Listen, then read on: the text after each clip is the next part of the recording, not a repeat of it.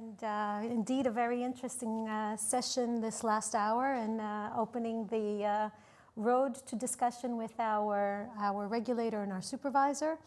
It's an exciting to be here today and to facilitate the last of the panel discussions with my colleague from the Banking Committee, Virpi Vuorinen, and who comes to us from Nordea, and she's a veteran internal auditor and has recently taken over the post of the Chief Internal Auditor at Nordea, the largest in the Nordics, over a year ago, right?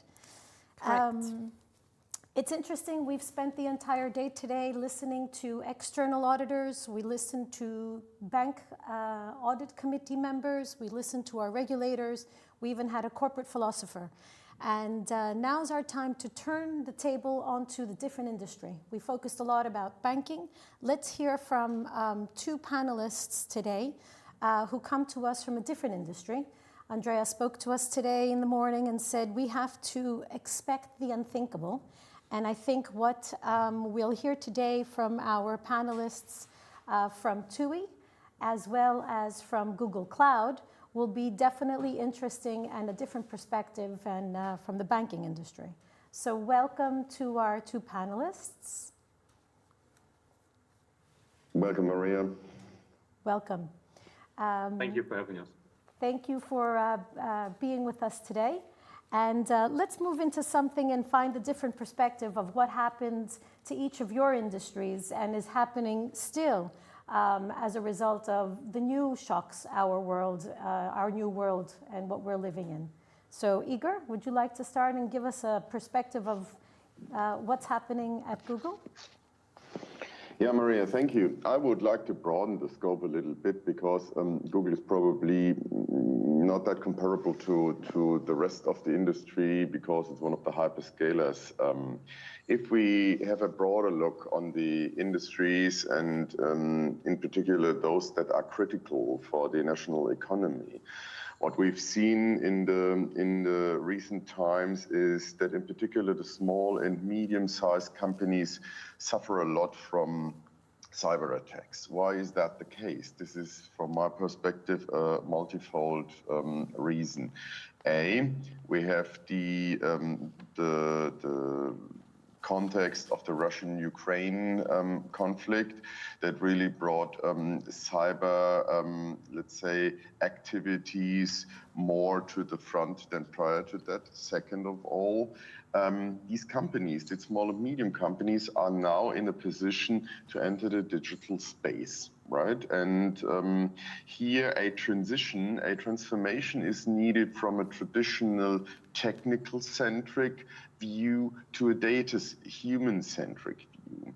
And due to the fact that most of these companies are still at the transition, which is good and there's a lot of chances, but also provides some risk, here we see that they are in the majority affected of these types of attacks. Then we had a third component, and this was the COVID crisis, where a lot of companies were forced to change their way how to cooperate, how to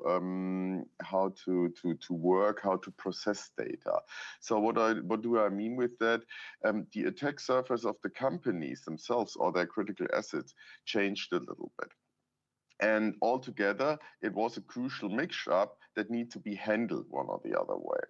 Why did I spare out the bigger companies? I mean, these bigger companies, in particular those that for years are under heavy regulation. You mentioned the financial industry before that. They were used to precautions, right? And they took all that stuff very serious and they're very early prepared, not only in terms of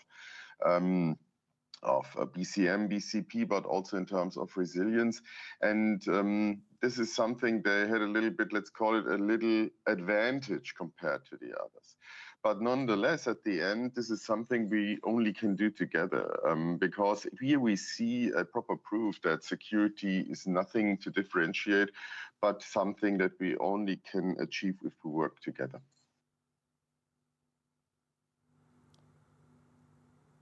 Very well said. And Thomas, is there definitely impacts in tourism, and how do you see things now, looking back at the impacts in the last 2+ years? Well, you can bet on that for sure. Talking about tourism, I mean, starting with the COVID-19 crisis, I think that has been an unprecedented situation we never faced before, both from a society perspective, but also from a company perspective. And I can tell you that if a company is not allowed to offer their product simply because the travelers can't travel, then this is something which isn't sustainable at all for a business. So I think that has been a very specific situation. At that time, we as TUI had benefited from loans from the state, and we're just about to pay this off again. And now as we have just restarted the business at the beginning of the year, or more say at April onwards, we were trapped in what many people call the Great Resignation, right? I mean, it was very difficult to attract talent, not only for our own operations, but also in the supply chain. I mean, you've probably read that especially the airports in the UK had challenges, and many others did so as well. And then on top of that, the Ukraine war came, which for us, luckily, we haven't been largely affected. Well, saying that, I remember that we used to have a major shareholder who's Russian, who's sanctioned now, but that doesn't drive us from an operational point of view. However, what we're currently being challenged with is that following this Ukraine war, we see a lot of fluctuations in our input cost, major from kerosene for sure, but also the US dollar, and so many other costs are on the rise. So I think everybody was thinking we're getting out of the first crisis, just to move into the next one. Does it mean that this is now a time of constant crisis? I don't think so. It's just like kind of a coincidence that we have so many crises at once. But we need to cope with it, and we need to manage it. And we as TUI, we know how to do crisis, because I mean we had a lot of operational topics, be it wildfires where we need to carry home our customers, or be it the eruption of the volcano in Iceland a couple of years ago, which didn't allow us to run our aircraft anymore. So we know how to cope with crisis, and at the moment it's just probably a bit much at once, but we're dealing with it.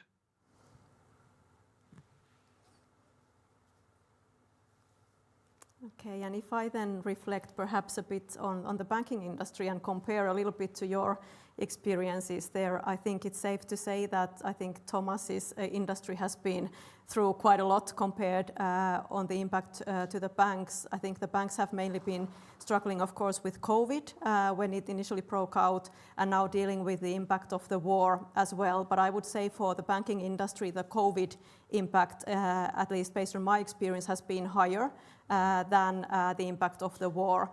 So when the war broke out, I think one of our key concerns were related to, of course, how are we exposed to these impacted countries? Do we have direct credit exposures in these countries, or do our customers have direct credit exposures in these countries? We were, of course, also hit by the sanctions because a lot of new sanctions were coming in, and the banks needed to act really fast to be able to manage those sanctions. And then, of course, cybersecurity, as also Igor explained earlier, cyber was very high on our agenda as well, how to mitigate that risk fast. But then last but definitely not least, I would like to mention the people impact. We have heard a lot of discussions today on how important it is that our people are feeling well and feeling safe. And I think when the war broke out, of course, many financial institutions and other companies too had to look for if their people are safe. Are they located in these impacted areas? How can we help them? Are our people able to transfer money the way they need to transfer with these new sanctions coming in, etc.? So the human impact is of course important, and I think many industries, banking included, activated themselves in dealing with the refugee crisis and having volunteering options to their staff members as well. Thanks for that little trip down what happens to each of your industries. I think what we're eager to hear from you as well on how you believe an audit plan and how that needs to be changed and be flexible in order to capture the emerging risks. You know, we just heard from our regulators that we need to be closer and faster. We need to be flexible. We also have a Slido on this that we would like to have the participation of the team.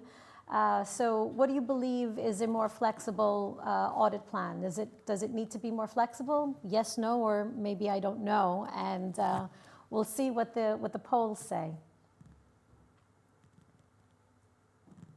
I don't think we'll be expecting much difference than a clear 100%, but let me not jump the gun. It is late in the afternoon, but...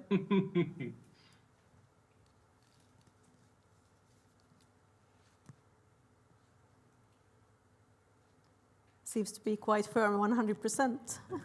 I think it's 100%. Oh, we might have some no's. Interesting. Okay. We speak too soon. Let's let the results show.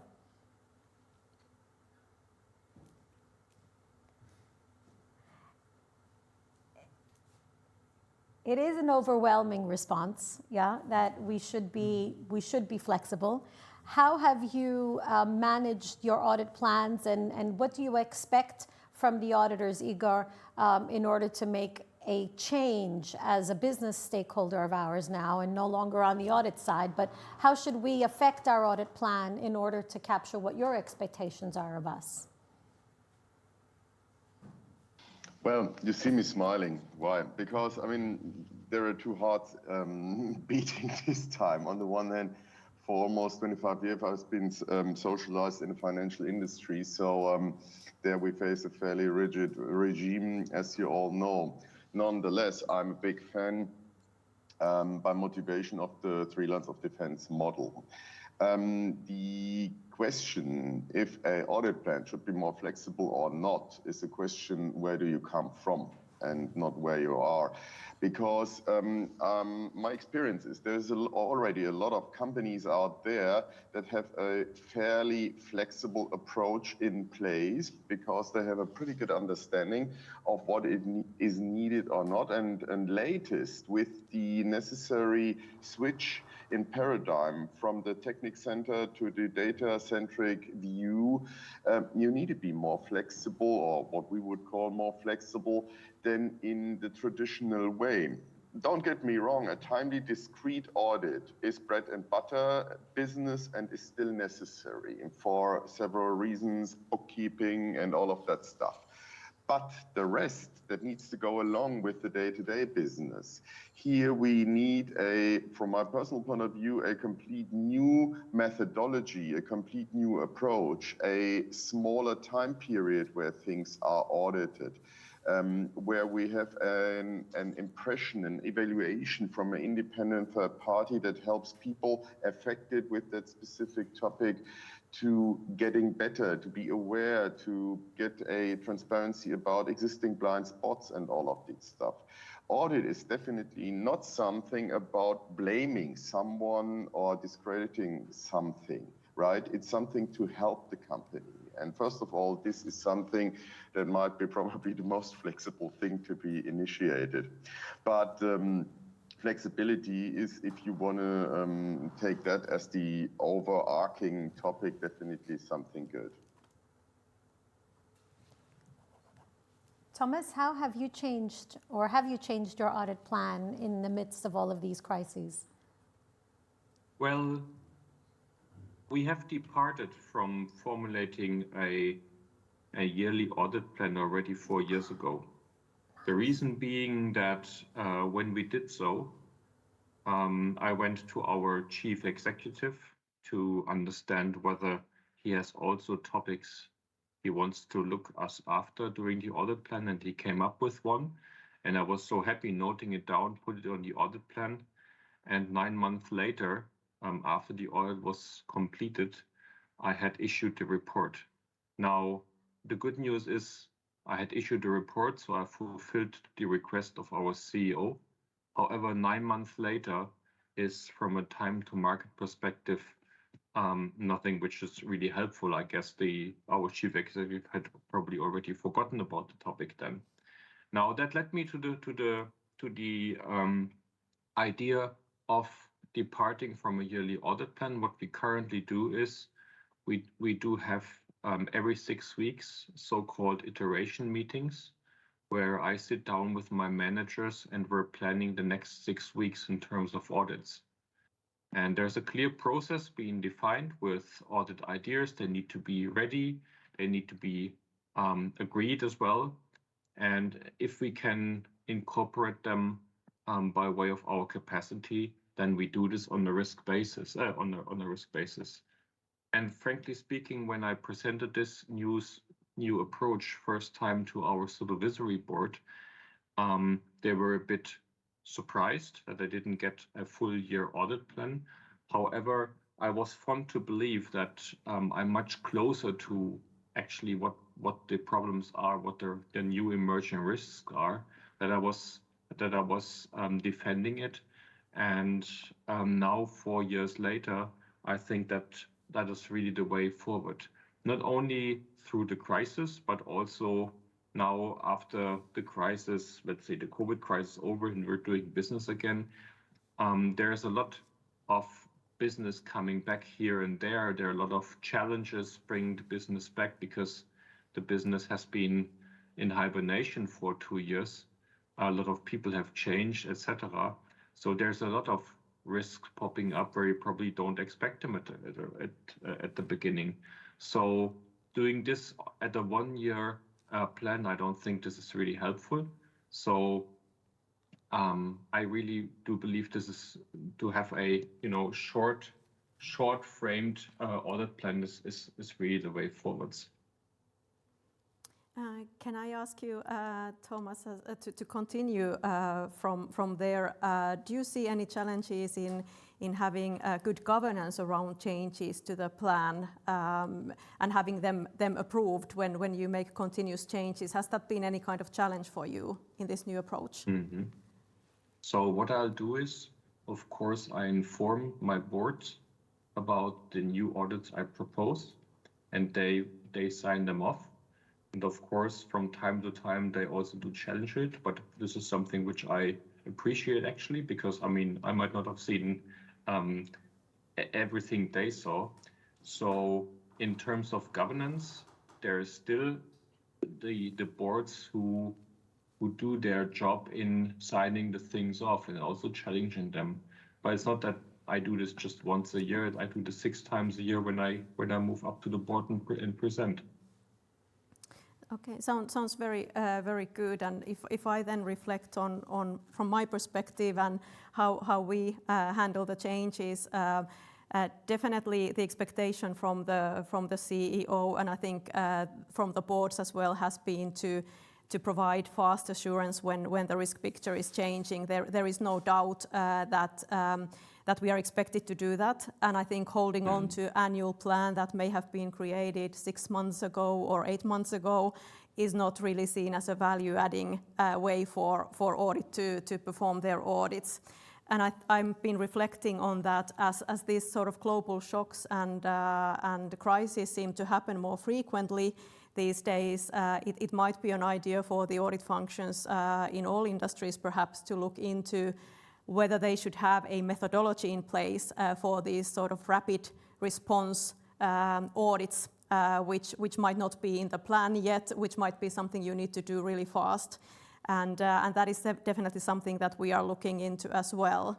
And even though in my company we do have annual audit plan, we do refresh the plan every single month and we present the changes to the board. So we have a bit different approach, but still a lot of changes taking place during the year.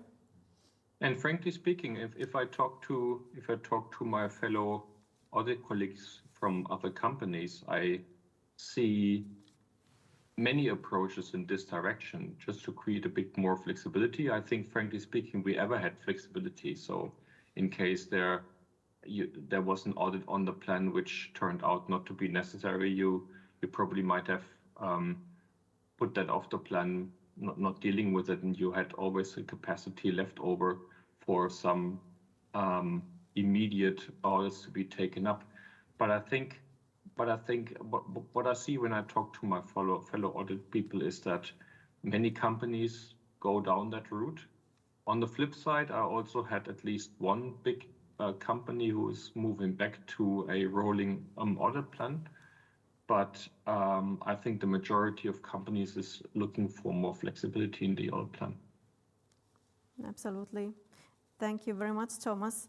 And I think I could continue from there to our next question, which is related to the role of internal audit in identifying emerging risks.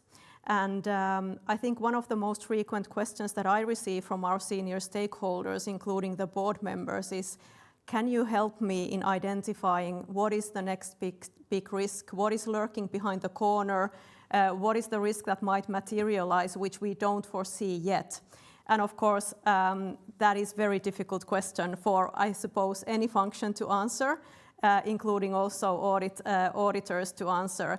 I wanted to ask your view, Igor.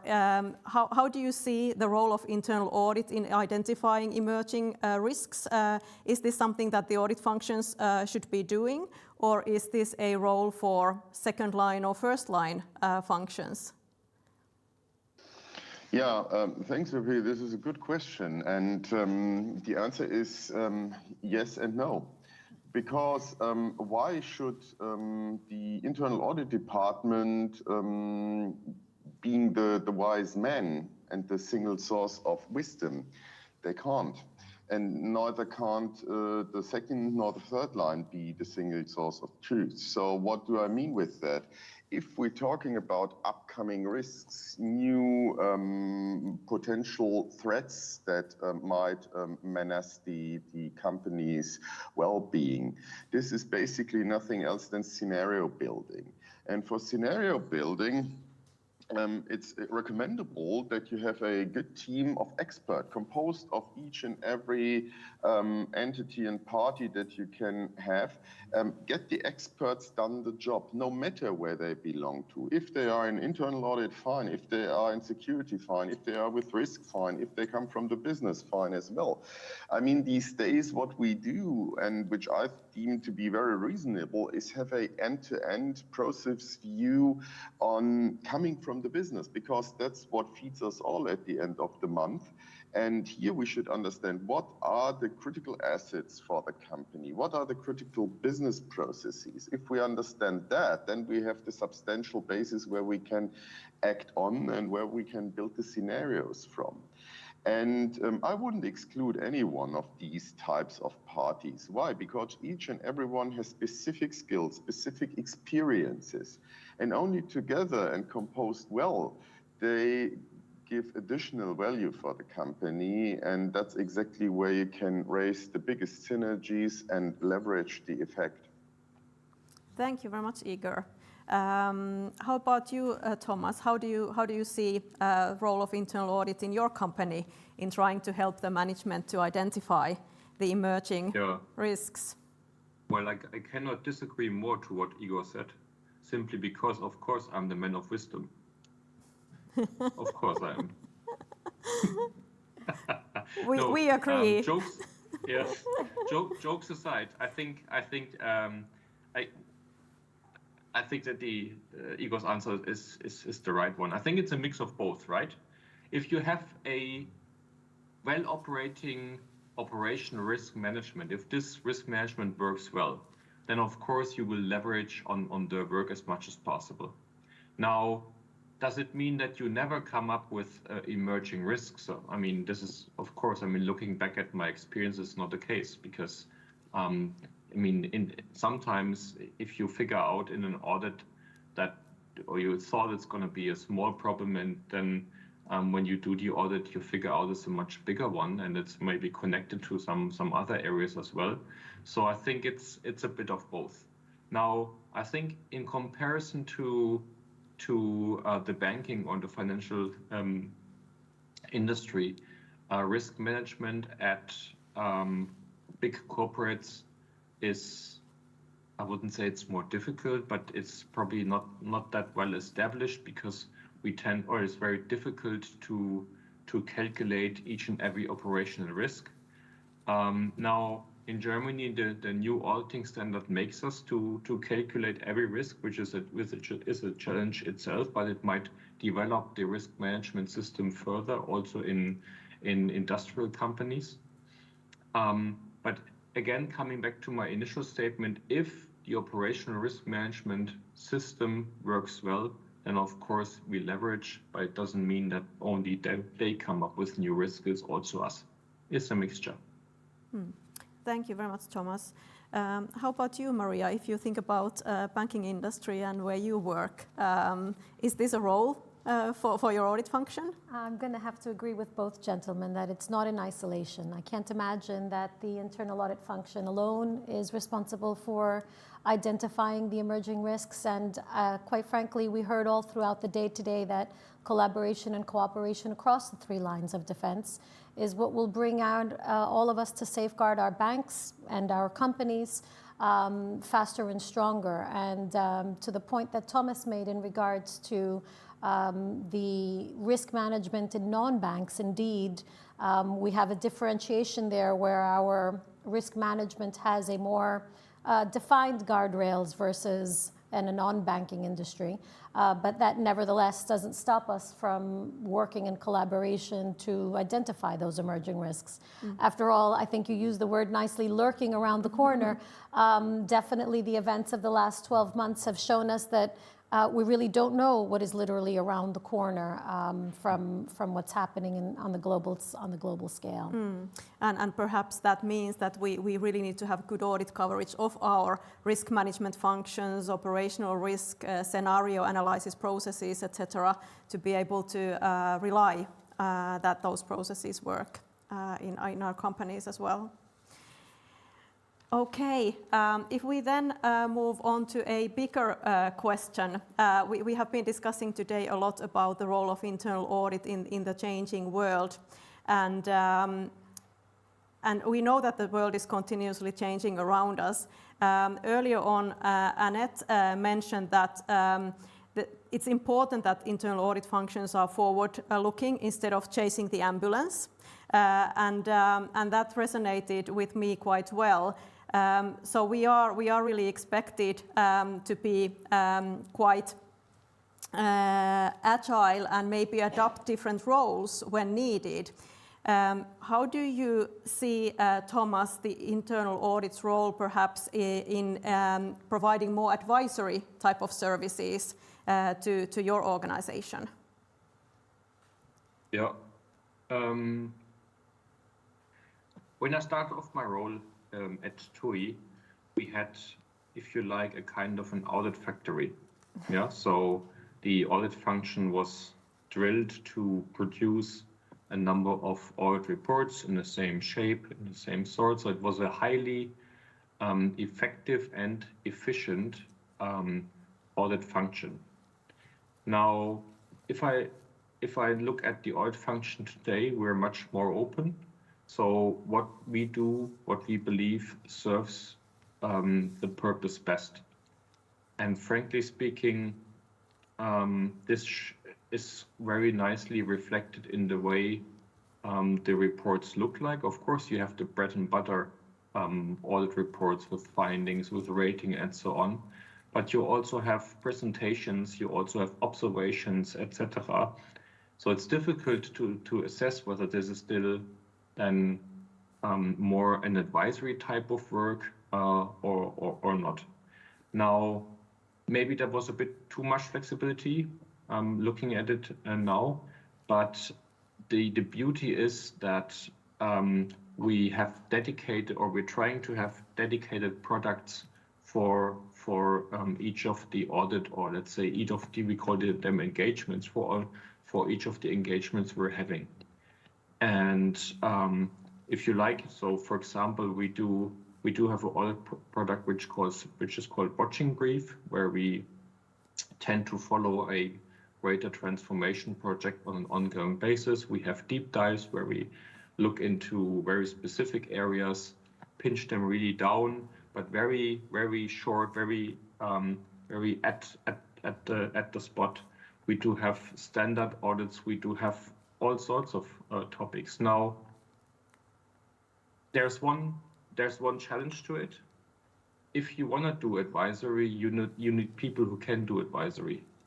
If you have people who have done, the standard type of audits year in, year out, then you cannot simply tell them at the next day that they're supposed to do advisory work. This, I believe, doesn't really happen. Now, I have recruited just somebody who was in an advisory role before, and I have to say that's really the truth. I mean, this is a person who is actually best placed in advisory roles. So I believe people make the difference here, and the skill set of the people make the difference if you want to do advisory. Thank you very much, Thomas. I think, again, we heard the importance of having right competent people in the audit function, and that has been a big theme, I think, during the whole day today. How do you see, Igor, would you like to receive advice from audits in addition to traditional audit projects? It's nice that you laugh yourself. I wonder, because surrounded from auditors and they have a good portion of humor by bringing it to the topic. But being serious, yes.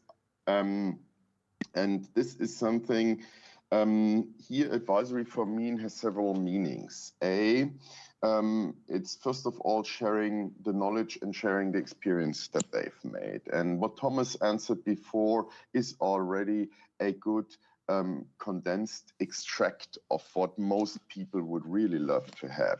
Most people, I think, from my personal experience, fear the advisory of audit for one reason, because they think someone will come along and will blame them for whatever. I mean, I never had that in my former role. I had, let's say, strong and lengthy discussions with our head of audit. And I really like her way of working, and I like her personally. But if it have come to the worst, I mean, that's something you need to check out. Advisory B is something else. Advisory here, and this is twofold. And here I also agree with Thomas. On the one hand, if it comes, you need to have people who are able to advise. But what I mean content-wise is bring transparency to the decision makers and those who need to work with the results of the audit, right? And if you have someone enabling the flow, the explanation, then you really gained a lot of that. And if it comes to proper project advisory or task advisory, here I feel still the fear that the problem of independence couldn't be circumvented. For me, I think this also falls under this thinking of new ways of auditing, of the ability to look outside the existing race conditions. I'm not saying that this is all of the new audit, but this is for a certain piece of audit work, definitely something I would wish for, because a constructive and critical discussion helps you always getting better. And this is one of the most important functions that an audit has, to give you an impulse where to get better, to give an impulse where you are already good, right? And it's nothing to do that you are good or bad or to blame something, even though most of the people feel so. But this is a question how you live this thing and how you establish a certain set of working together with each other. And if that means advisory, then I'm 150% fan of. Thank you very much, Igor. Maria, how have you experienced the role of internal audit in providing advice? I think I'm going to take the traditional route here today and pose the traditional side of internal audit after being in the profession for so many years, is that, you know, we are the formal assurance function of every organization, so whether it's banking or it's industry. But listening to the both of you today and listening to how you treat this, it's interesting to hear Thomas has a portfolio of products that he's offering. And for me, one of the portfolio of products could be what Igor has said, is to bring that transparency to the decision makers. Because in the end, how you define advisory is really at the crux of what we're giving as a product as auditors. So the best of both worlds is what we're hearing here today. Develop the transparency so that someone can take the decision. And I think we've done that in banking many times. We may not have been able to define that as advisory or an issue, or where do we put this in teammate? And we all have those conversations. But how do we bring the information to the decision makers, and how do we make that in a gamma of portfolios, of products along a portfolio, where we can offer that? So definition, collaboration again, and how we make us closer and faster to the business, which seems to be an overarching theme today, and that holds true for banking. Absolutely. And perhaps having open dialogue also with the board members as to what is their appetite for the audit functions to moving more to providing advice, and what does it require from the governance perspective, perhaps as well. I think we are ready to move to questions from the audience. So let's see what we have here. We have a question on what is the role of internal audit in auditing cloud services. Igor, would you like to start with this one? Yes, I'll take that. Auditing cloud services is something, let's say, it's not easy, but it's not rocket science either. On the one hand, you need to distinguish first between what you want to audit in the context of the cloud service provider, and B, what is it that you want to audit in terms of the customer who is using these cloud services at all, right?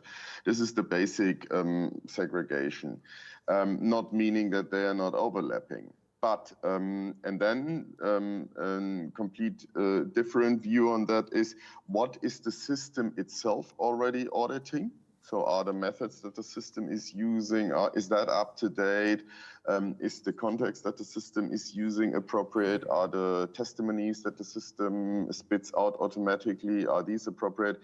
And how are the implementation the customer is setting on the system, is that appropriate as well? So is it seamless? Is it flawless, what you seen there? Giving you an example, the cloud system itself is easy to give you a certificate to check if it's 20270X, or if it's a SOC 3 certificate, or if it's compliant to whatever act.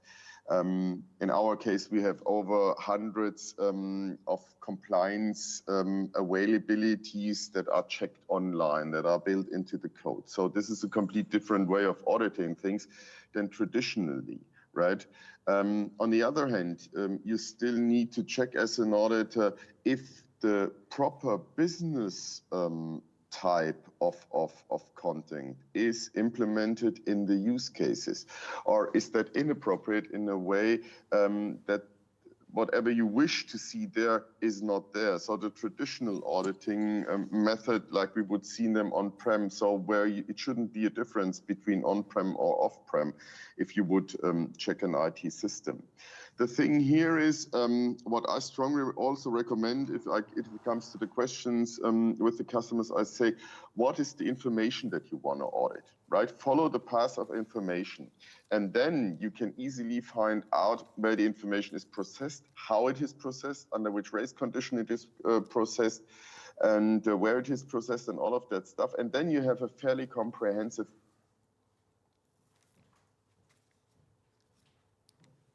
I have, in particular from the audit environment, they say, it looks fairly difficult to approach that thing, in particular if we go for the hyperscalers and in particular if we go for the regulated industry. And here I am with the answer. Let's discuss what is the info that you're looking for? What are the processes that you're looking for? They are not really separate than on-prem. It might be probably a little bit more, let's say, disguised, but here we are there to demystify and work together with you. And there it should be a proper cooperation between the hyperscalers and the auditors to simplify and demystify and make it transparent. Thank you very much, Igor.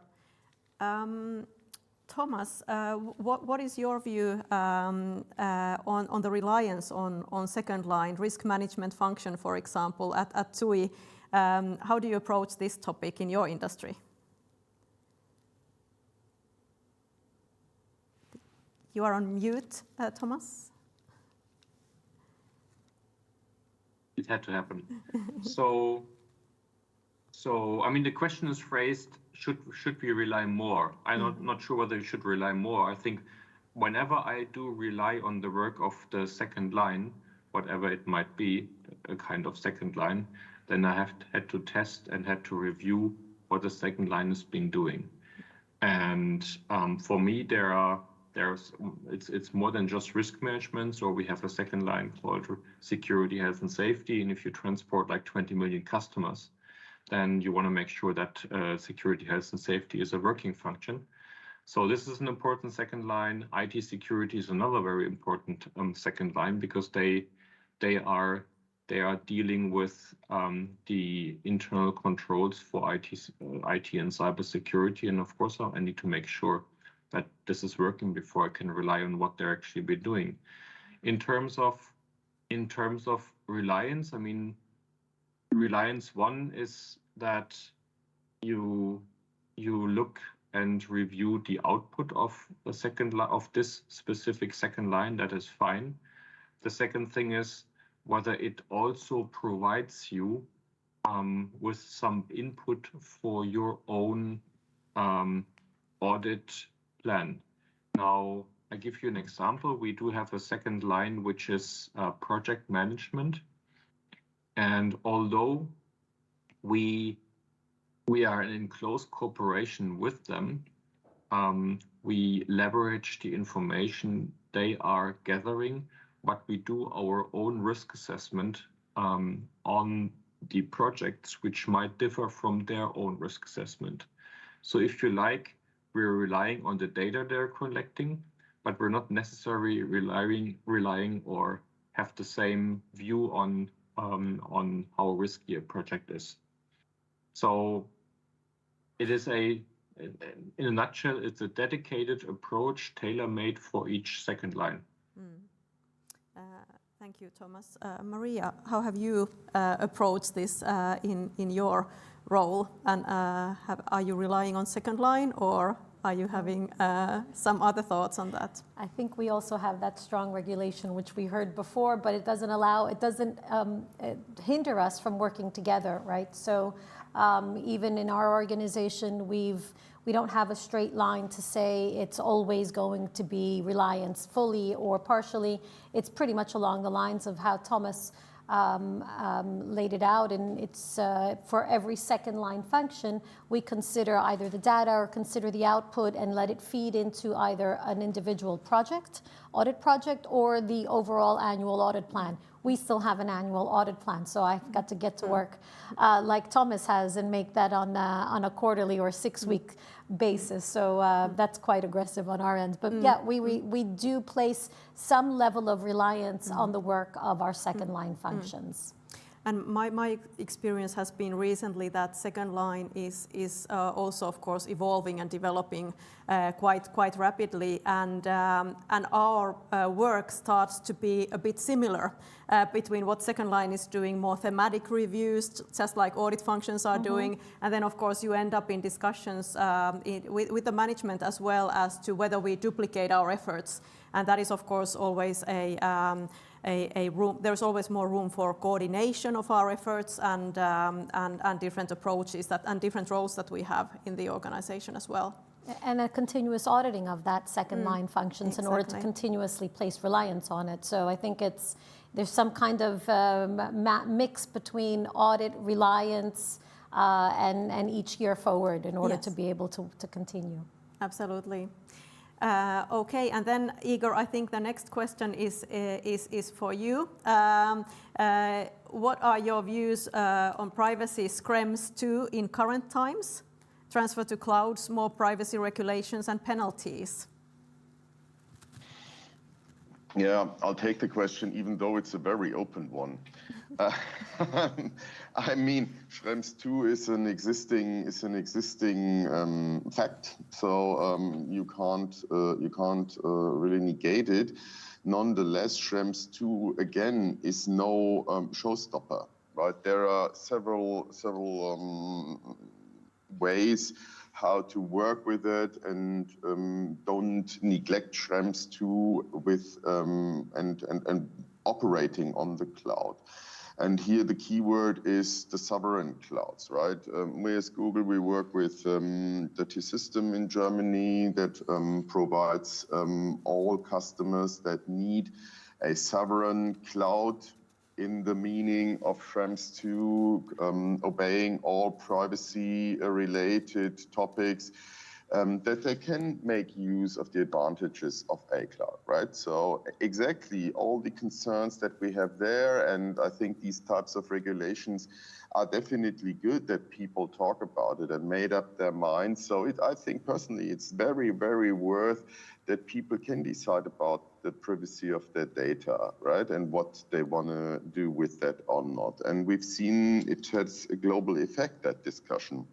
But coming to the point, if you take these sovereign clouds, then you still have the ability to work with it, even though you probably haven't made up your mind. But in addition to the Schrems 2 thing, on a modern cloud technology, you can additionally put other controls in place where you can say how data or the property or determine the properties of data concerning confidentiality, integrity, availability, the way you want to have it processed. You even can choose the way where it is processed if it comes to ESG topics and all of that stuff. So privacy is at the end of the day, only one topic that you as a mature owner of data can determine what your data is all about and where to process it.